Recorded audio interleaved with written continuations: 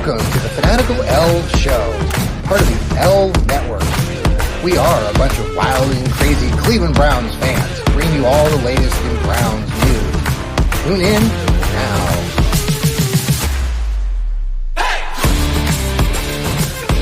And good afternoon, and welcome to another episode of the Fanatical Elfz. We are the Fanatical Elfz Network. I'm John, there's Elliot, there's Noah, and there's Steve, all in-house today. We are excited to be talking all things Cleveland sports today, pretty much. We are a Browns podcast, but we had a lot of exciting things going on in the world of Cleveland. Seems like Cleveland is always the mecca of sports. Everybody around the world knows that Cleveland is kind of the hub of everything that's great. We've had LeBron, we've had just you name it. We've had the stars here. So listen, Noah's in the house. Noah's new to our network, and I want to welcome you all today. But I know Noah works for the Cavaliers, and if you haven't been hiding under a rock over the last 24 hours, the Cavs had a splendid, stunning win last night. Noah, you were there. You worked for the Cavs. Tell us about it.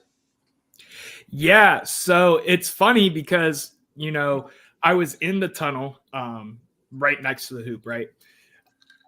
Rewind a little bit. We were down 10 points. Yeah. The Cavs are down. Max Strus hits 4 threes in a row. Yeah.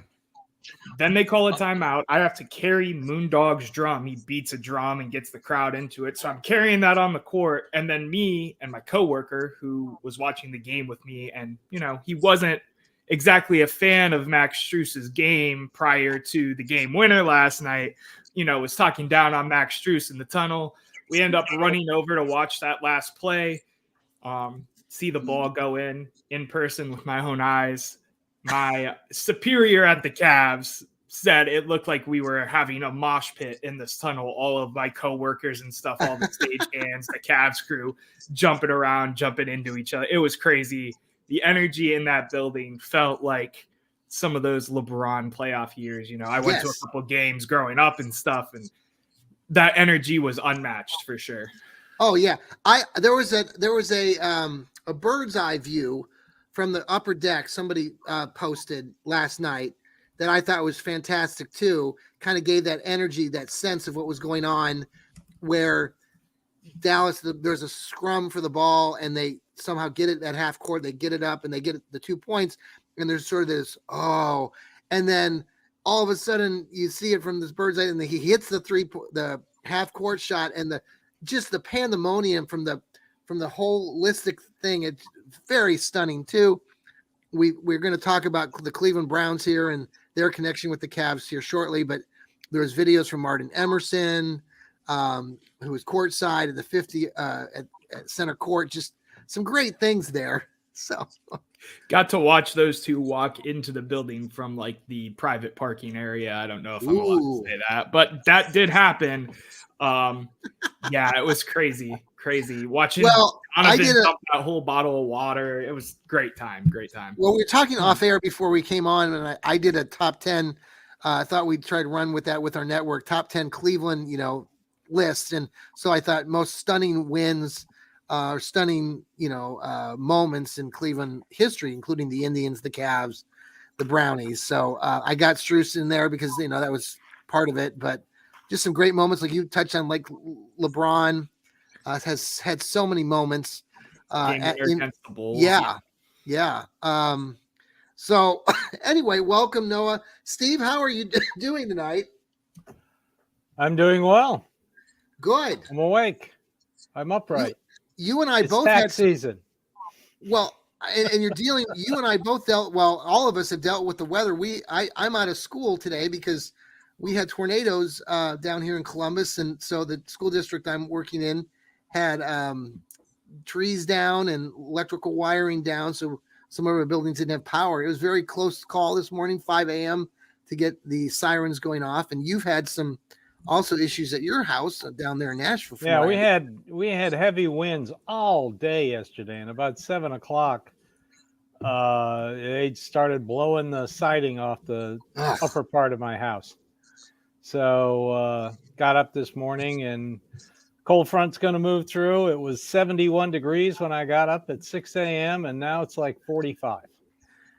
Well, and my son Alec, who's up in Grand Rapids in Holland, Michigan, I talked to him earlier, and it's 22 degrees up there, and they have snow on the ground after it was 70 degrees up there in Grand Rapids. So Snowing downtown right now, and is it right now? I didn't even bring a jacket to work because I saw the high was 70. I didn't even think twice about it, and left work to come do this, and not fun walking into the building today. But what a great moment though to you work at one of the TV stations, correct? Noah? Yeah, Channel 19. Yeah. Yeah. So, Elliot, how are you this evening? Just absolutely fabulous. No, I did have a question. How is Max? I mean, the videos that I saw looked like he was buried under a pile of about 10 really big people. I'm not sure that he survived. Is he okay? They poured water on him. They got him upright. Everything was good. I saw it with my own eyes in the stadium. I forget the name of the interviewer at Bally. Was like, what do you have to say? And he's like, I still haven't even recollected what happened tonight. So, he may not have seen it. They probably knocked him out. It will be in the concussion protocol. Wow. I'm Chicago.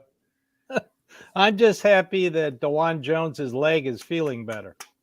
Yes. The way he was jumping around, I'm just very happy to see that.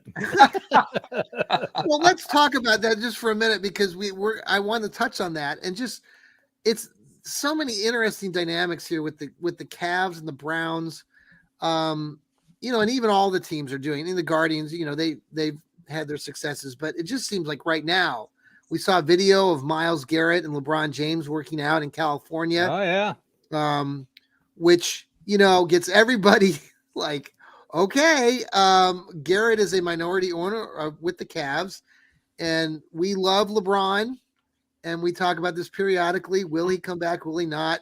And of course, just seeing him working out with Myles gets everybody's juices rolling. And I mean, to be honest, I'm a LeBron fan. I would love for the guy to end here in Cleveland just because he's meant so much to what we know the Cavs to be over the last up teen years. It's crazy. You go look back at LeBron's history with the team and looking back at even the games in 2007, they won a playoff series in 6 games against the Detroit Pistons. If you recall that series, they were down. It was, and they needed LeBron to come. He had a 48-point game in Game 5 in 2007 that helped get them to the NBA championship against the San Antonio Spurs. But just seeing those moments, I just like your takes on what you see. Like you just said too, Noah, you had Martin Emerson and Steve, you touched on seeing Jones, DeJuan Jones there, and Myles being the minority owner. It's just cool to see, and that connection. And what do you like most about it? And I don't know. Do you think LeBron will come back to Cleveland? I always throw that question out, but he probably won't. But I know people talk about it. Anybody? I don't think he's coming back to Cleveland. He's got a no trade clause. He's in LA. His house is out there. It's beautiful out there. Yes. No, he's not coming back. Let that dream die, John. Yeah, I'm with you on that, Steve. It's tough because the thought process was his son would make it into the league this coming up NFL draft or NBA draft. Sorry. Yeah. And I don't think any of us here really think Bronny James is going to get drafted in the NBA. He's averaging 3 points, 2 assists, and a rebound. Is he really? Okay. Yeah. So on top of having the cardiac arrest event before the season at USC. That's a good point too. Yeah. It's just one of those things where I thought the thought process would be whoever drafts Bronny going into this season is where LeBron will end up, and then LeBron will kick it. But I think LeBron, maybe he'll go 42, 44, the Tom Brady route, and stay in LA the whole time. Yeah. He's got the production company. Like you said, Steve, the house, it's beautiful. It's everywhere a guy like him Gorgeous in his weather. Right. His stature needs to be in LA. Totally different topic. Well, not a totally different topic, but we talk about LeBron very positively, not only here in Cleveland, but across the board. LeBron has this superior sort of aura about him that you never see a lot of negativity or chatter or news that's negative. True. Yes, you do. You what? Yeah, you do. You do. People, a lot of people hate LeBron. No. What I'm saying is no. Yeah. When I'm talking about in the news, I'm saying when you look at LeBron, and you don't see him getting in trouble. You don't see a lot of controversy with LeBron. Yeah. Why I'm bringing this up is because I bring up another former icon or a sports icon now, which a lot of us grew up with or know very well, and that's Tiger Woods.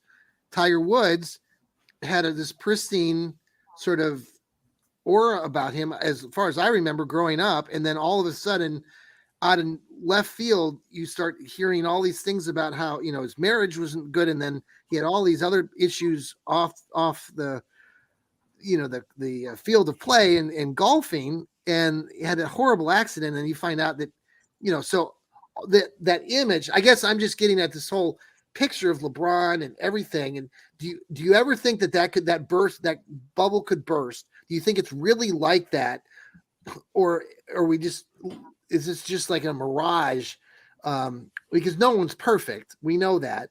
I think about that sometimes because growing up, I thought Tiger was just like there was nothing wrong with him. Then you hear these things and all the stuff that he was going on behind the scenes. It's like, oh, that's really sad. So you mean when his wife chased him down with a golf club? Yeah, something like that. Yeah, there's.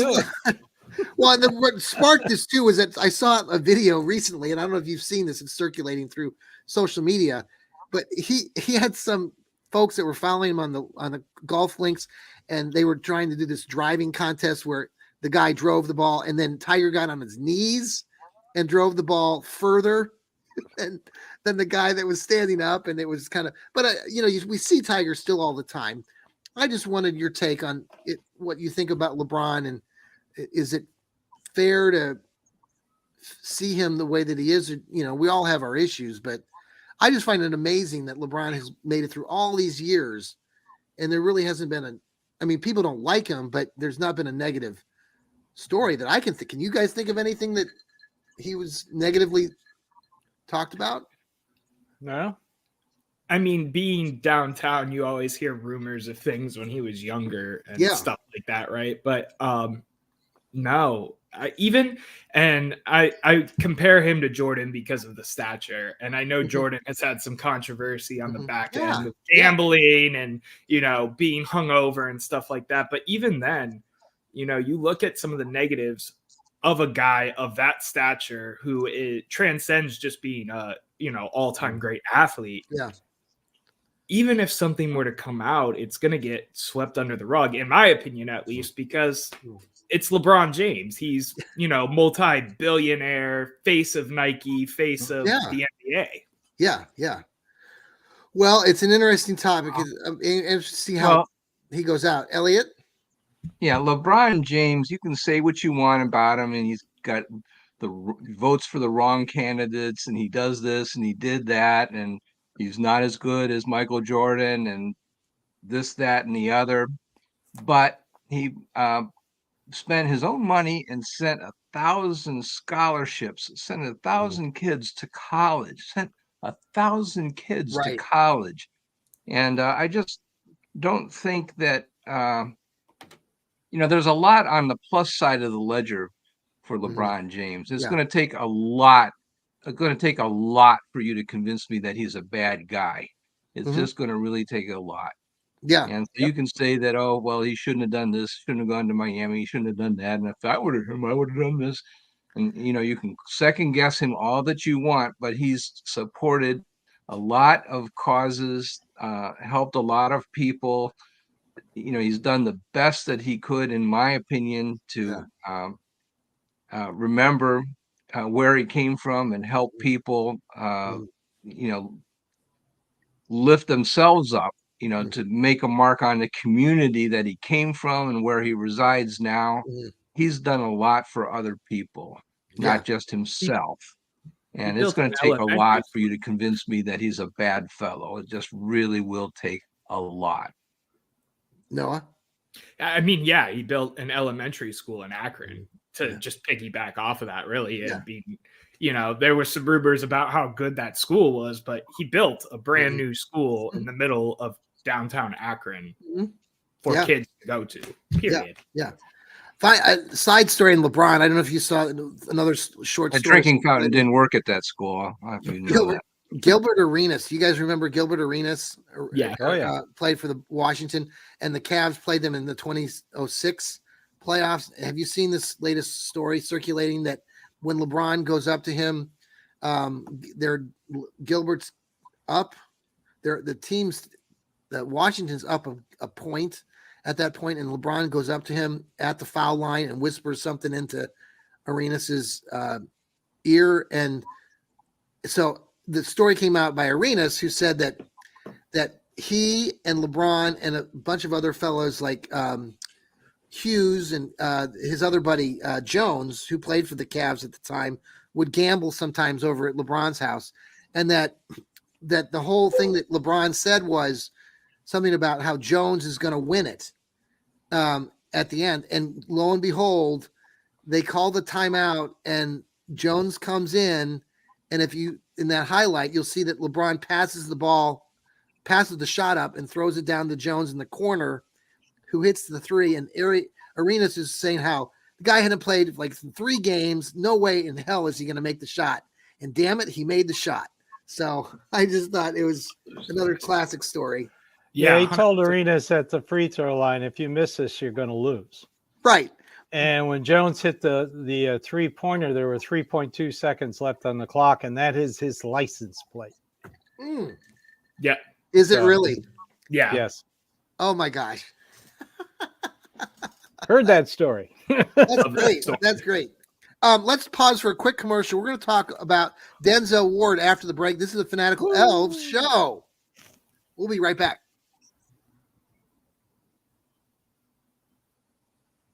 All right, we are back here in the Fanatical Elfz. We're talking, we've been talking about a lot of things, not the Brownies, but let's get down to talking about Denzel Ward today. I know the news broke earlier that they have reworked the Browns, his contract, saving them a little bit over $11 million this year. 11.3. Yeah. And so want your takes on that. Steve, we'll start with you. I know you're cap guru here. Let's talk about Denzel Ward today. All right. Well, not unexpected. Now they're 3.6 under the cap, despite what Tony Grossi keeps saying on the radio. And I tried to point that out to him on Twitter today, and he got a little bit kerfuffled with me. Really? But he's saying they're like 23 million under the cap, and I'm like, no, they're not. But I'm not. He goes, well, there's 100 websites and they change by the minute. And I was like, no, they don't. So anyway, makes sense. I mean, this is standard Andrew Berry stuff. He'll clear cap space with a restructure when he wants to make a signing. He doesn't do it all at once, just so they're below the cap when the league year starts. And they start, announcing the players they signed and all that other crap. So, this wasn't, not unexpected. I thought it was interesting. A reporter asked him if he was going to redo Deshaun Watson's contract. And he said, not necessarily. Then I got to thinking about it. Words matter to smart people. If the reporter had asked him, are you going to restructure Deshaun Watson's contract, I'm sure there would have been a completely different answer. But the guy asked him if he was going to redo his contract. And of course, Andrew Berry is going to say, no, I'm not going to redo his contract. Why would I redo his contract? Now, if you ask me if I'm going to restructure his contract, then yes, they probably will. So, yeah, they're not done. They got some other guys they got to do. Denzel Ward, I mean, let's talk just about Denzel because Denzel Ward has been talked about for years here in Cleveland, and his durability and what he means to this team. And I certainly believe, obviously, he makes a difference to this team. Yes. But he has been injured, on and off. And I'm going to continue to worry about his durability. I don't know about you guys. I'd like to know what you think about Denzel moving forward. And do we have the exact details on this contract yet? Or yeah, they're out there. I just haven't had a chance to look at them today. Okay, I didn't know how it was restructured. How far does he go until he's like I'll tell you here in a minute. Okay. Noah, what do you think about Denzel? Yeah, I get the durability concerns, right? But that to me is always a part of having these all-star, these great players. Deshaun was hurt this year. Chubb was hurt this year. Chubb had injury history before, we drafted him. He had the same type of knee injury. The fact of the matter to me is when Denzel Ward is on the field, right? He is point blank. If not the best corner we have out there, it's because Martin Emerson or Greg Newsome are having another career game because that's just what we do at secondary now. So to me, yeah, the injuries suck and the durability sucks, but what are you going to get out of it is always my other thought. Like, what do you want draft picks? We're not in draft mode right now. That's my 2 cents. I like it. Yeah, I like it. Elliot, you like Denzel? The injury risk is completely irrelevant because you're still paying him one way or the other. The only thing that you're doing is you're saying you're going to pay him later rather than immediately. That's all that restructuring means. What I think is hugely significant, which I talked about in one of my recent shows, is that because the salary cap turned out to be larger than people were expecting, this one restructuring operation allows the Browns to be under the cap for now, and they do not have to restructure or extend Deshaun Watson. And so Deshaun Watson does not have the leverage to extract an additional year out of the Cleveland Browns, and that is hugely significant. It looked like that Deshaun Watson was going to get at least another year, probably at the highest rate that a quarterback can get in the NFL, and the Browns were going to have to meet that demand because there was no other way to get under the salary cap except by extending Deshaun Watson for a sixth year. Now they do not have to do that, or if they do it, it'll be at a more favorable rate. And so I think that this is hugely significant. It's not a question about whether Deshaun Watson is healthy or not. It has nothing to do with his health because they still have to pay him. It's only a question about whether they pay him this year or they pay him in the next 2 or 3 years. They still have to pay him, and it doesn't matter whether he's injured or not. There is no financial difference, only the timing and whether or not he's, it might be that they're paying him and he's not playing for them next year, arguably, let's say, but that can't be helped. They still have to move the money in order to have a football team this year. Okay. So I think it's a hugely significant move. We don't want to be stuck with Deshaun Watson's demands. Okay, let me keep you, Elliot. Let me continue with you. We'll go around the room real quick here. So, what do you think happened? Who do you think Andrew Berry goes to next as far as a restructure, or what do you think? We'll start with you, Elliot. Chubb, Steve, yeah. Chubb. Oh yeah. Amari Cooper, Chubb. Okay. Probably. I don't know. Garrett, possibly. Okay. Elliot makes a great point. In all these contract restructures, they got to take a 1-year break from doing Deshaun Watson. They have to. Okay. They have to. They can't keep doing it. If they take a 1-year break from a restructure and wait a year, then things will even themselves out. And getting an extra $16 million with a bump up on the cap allows them to do that this year. So Mhm. I Yeah. agree with that. Okay. As Okay. for Denzel, he's got to be on the roster of 24, 25. He's signed through 27, and he's got a void year in 28. He's signed So, through 27, a void year in 28. So meaning he's a yeah, free he's agent in signed through 28. 20. You can get him off the books in 26 or 27. Oh wow. But Okay. he's on the salary on the roster till 27, and then they added a void year to extend his Hey, bonuses out. Let me ask you this: there were some things that came out today about the Brownies and from the player association giving grades to their teams. And I know you're shaking your head, Steve. That was the stupidest thing I ever saw in my life. Well, but it's voted on by the players, right? I mean, according to what I was reading, that anyway, the Browns are given a D minus rating, but they rated their coach and their owner high, like a B or an A, but their overall rating was like a D minus. They were 23rd in the league, according. What was interesting, number one team in the league is Miami, so they're the most favorable team by the players. At the bottom, but at the bottom of that list, if you look at it, was the Kansas City Chiefs. They were almost dead last. So I just find that hilarious. There's no rhyme or reason to any of this. None. Right. So now the owners and the coaches and the GMs should be able to rate the players. How about that? Let's do that next. How about it? Around. How can the Kansas City Chiefs be last? Is because what, they have no chance to make the playoffs or what?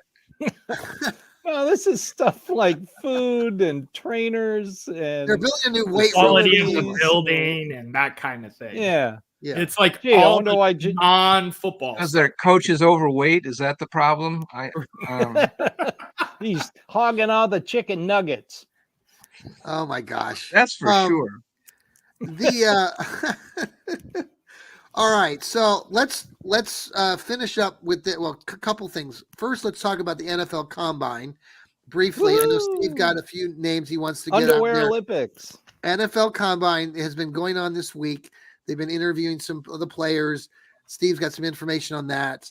Let's start with you, Steve, on that, and then what your guys are looking forward to as if you get an opportunity to watch it on the NFL Network. Steve, what do you got? I'm not going to watch it on the NFL Network. I'm going to wait till the recap every day. Oh, of course, it's defensive linemen.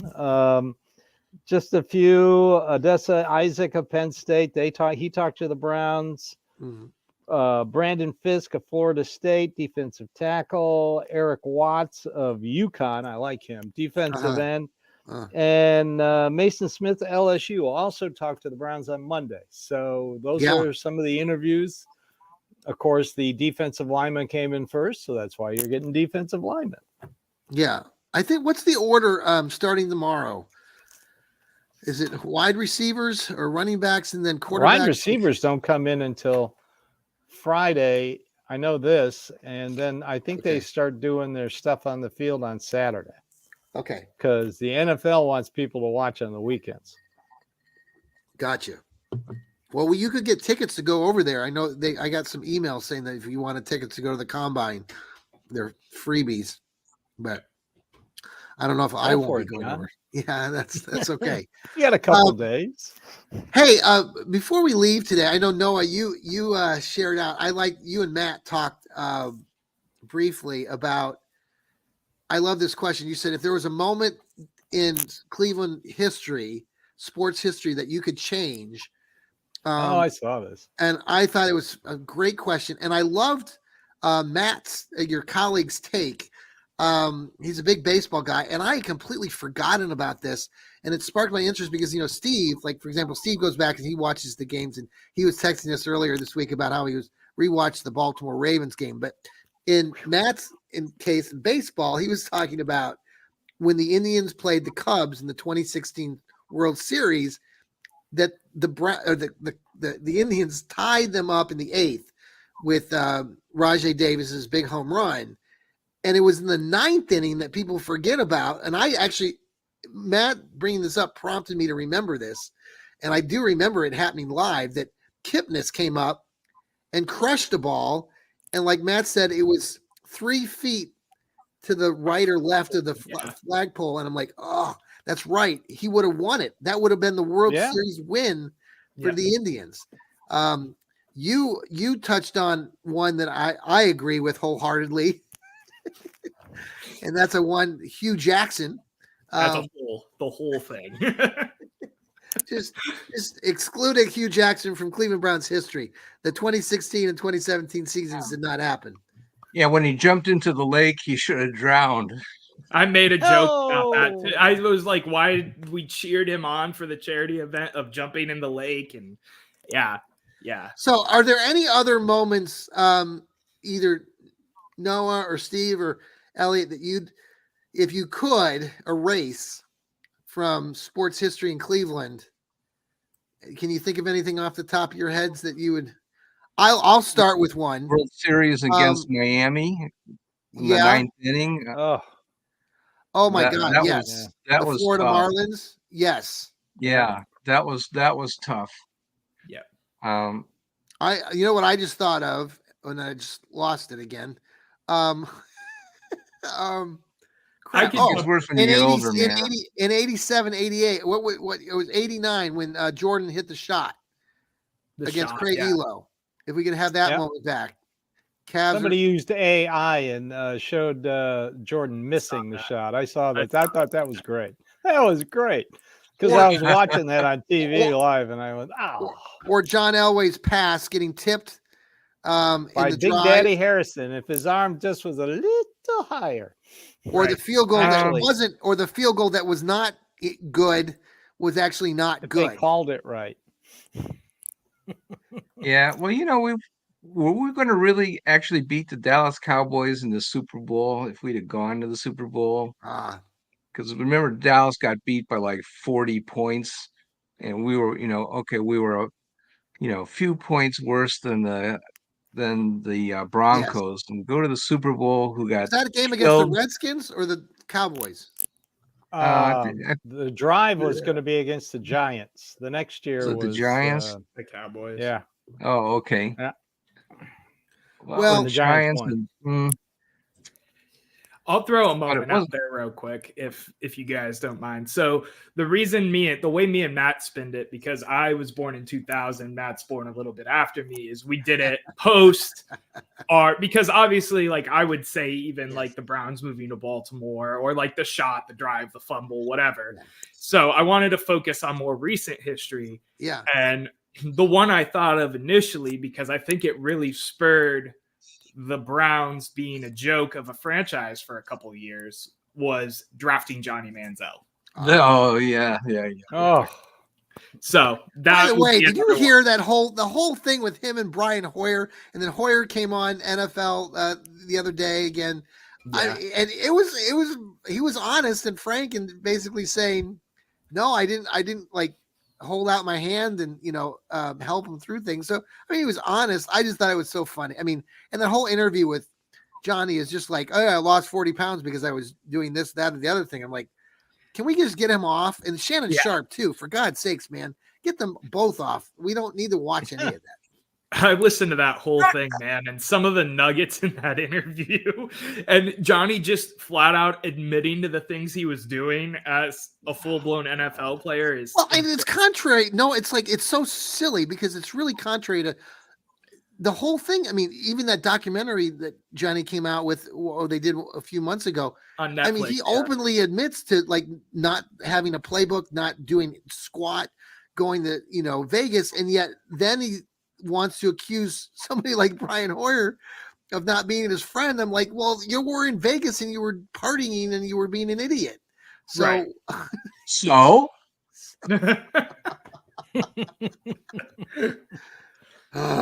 He's a rookie quarterback. That's what rookie. Justin Gilbert, man, just don't remind me of 2014. Justin Gilbert, Oklahoma.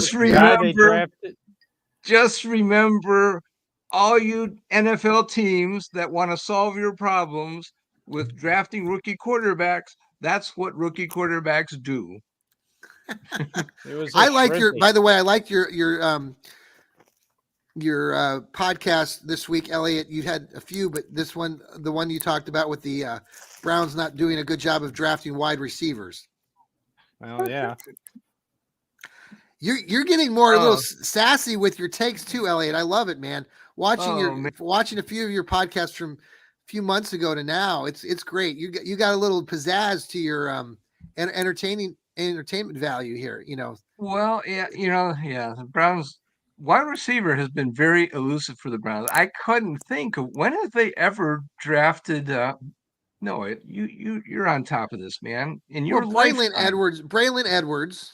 he was I good would- for like 2 years. Years though. But if they ever really drafted a quality wide receiver Yeah. that played for, Hey, by more the- than a year or two. I mean, Josh Paul was Warfield. brilliant for 1 year. Paul Warfield. Yeah, I think Paul Warfield. That's what I said. Warfield. That's the last time And- that we got a and- good wide receiver. Drafted in Was longevity Paul is Warfield. deep. I mean, Donovan Peoples-Jones, and we traded him, and he's like our third, fourth receiver. You know what I mean? Like that's probably He if had you draft he had one. 2 really good years. Right. I mean, they weren't really. He Right. didn't never gained 1,000 yards though.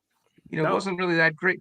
We never had a Well, quality wide Josh receiver. Gordon. I mean, He had Oh, one come on. Year though, he was really good year. 1 the year. rest of it. And he didn't even play a full season because I know, but that year was spectacular. You look at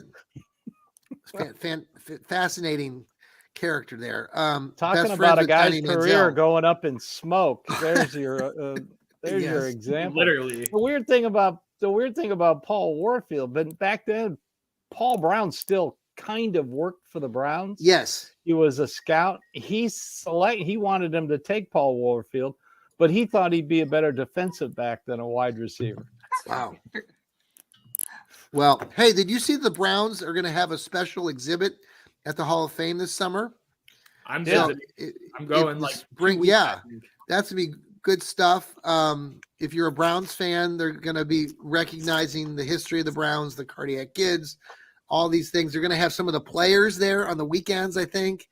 Probably signing autographs. Ozzie Newsom's going to be coming back. I saw that. So Oh, cool. that's some exciting stuff.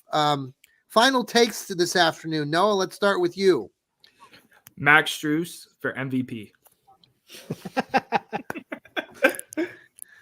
Can he play wide receiver? Yeah. Maybe Yeah, he's athletic. He's He's We tall. still small. could put LeBron in a Browns uniform. I'd be happy with that. Fair He played enough. He was a wide tight end receiver at in high at- school. High school, Yeah. yeah. I know. Yeah, I know. Maybe that's what Myles and LeBron were talking about.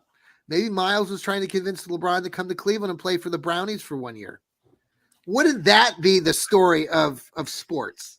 There you go. You're one year come on. coming back. You don't think LeBron? I mean, come on. We all agree. I mean, Well, come he on did now. that commercial. You put LeBron in a uniform for the Browns and let him play for a year or a few games. That would be amazing. And he'd catch balls and he'd score touchdowns. He'd get at least like 500 yards, right? Like at least 500. Yeah, put Come him in, on, let's number do 3 it. tight end. LeBron, come on, play for the Brownies. That's how he needs to end his career. There you Final go. take, It Steve. would end his career. It would definitely end his career at this point. Yeah, I got a feeling it would definitely end his series. He'd have Steve, a target on his back. Your final take. Well, restructures continue. Keep an eye out for who the Browns are interviewing. I'd be interesting to see which wide receivers they're going to talk to. That seems to be everybody's what they want to do. And finally, on a sad note, the Ohio State alum Richard Lewis, the comedian, unfortunately has passed away.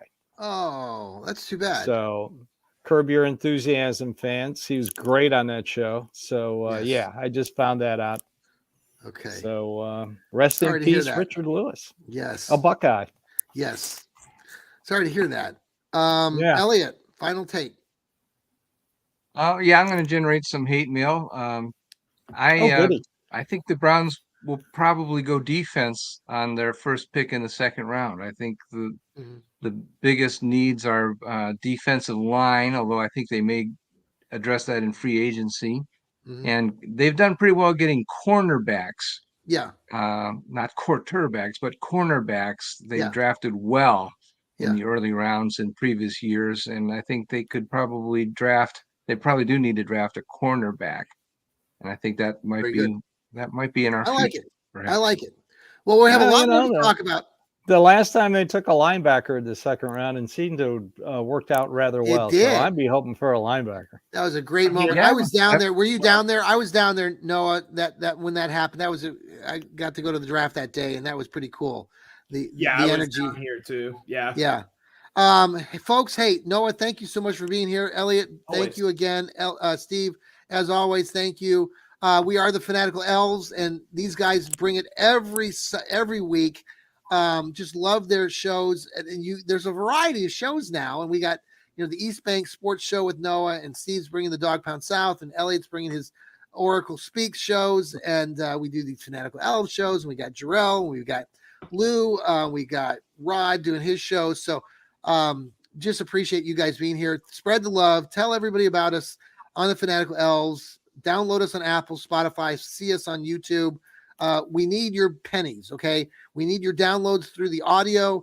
So, tell everybody about us. Tell them how much we're just ordinary, crazy guys like you. And thanks for being here, everybody. Have a great afternoon. Go Browns. Go Browns.